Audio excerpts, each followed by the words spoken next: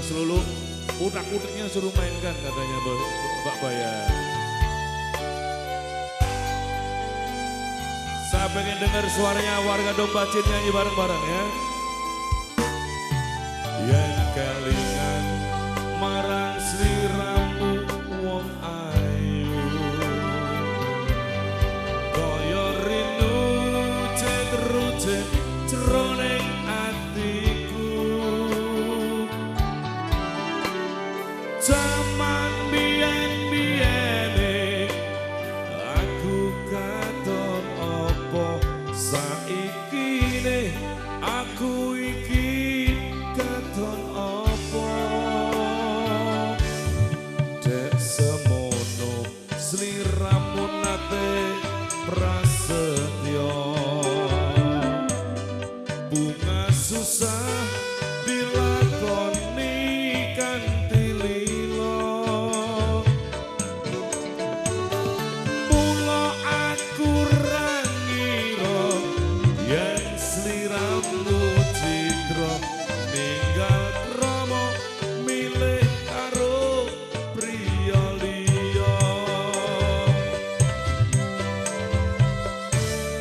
Nyanyi bareng-bareng ya.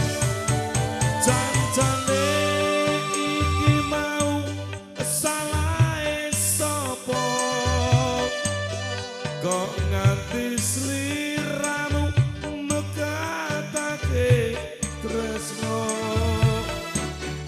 Ora nyono atiku kok ora ngira yen saiki uripku banget nelongso.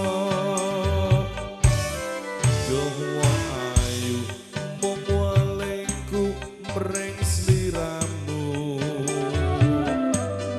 aja tega welaso putra putrimu. Aku wong ora guna apa turku jiwa, wis tak trimo pasrah karo Kang Kuwasa.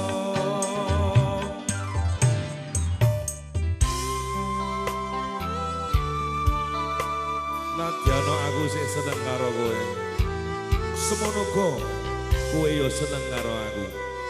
Ananging awake dhewe wis padha-padha keluarga. Bali nang keluargamu. Muga-muga selamat uripmu. Ya, nyanyi bareng-bareng ya. Semuanya oh ya.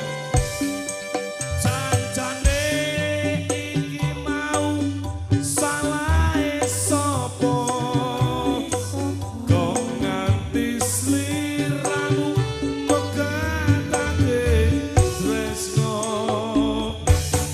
Ora nyono atiku kok ora ngira yen saiki uripku banget nelongso. Duh wong ayu mung walengku mring sliramu, aja tega welaso putra putrimu. Aku wong ora guna apa turku jiwa, wis tak trimo pasrah karo Kang Kuwasa. Wis tak trimo pasrah karo Kang Kuwasa. Kebo Putra Ponggo, thank you. Mas Lulu, iki bapak-bapak keamanan sing ngepam nang sebelah tengen.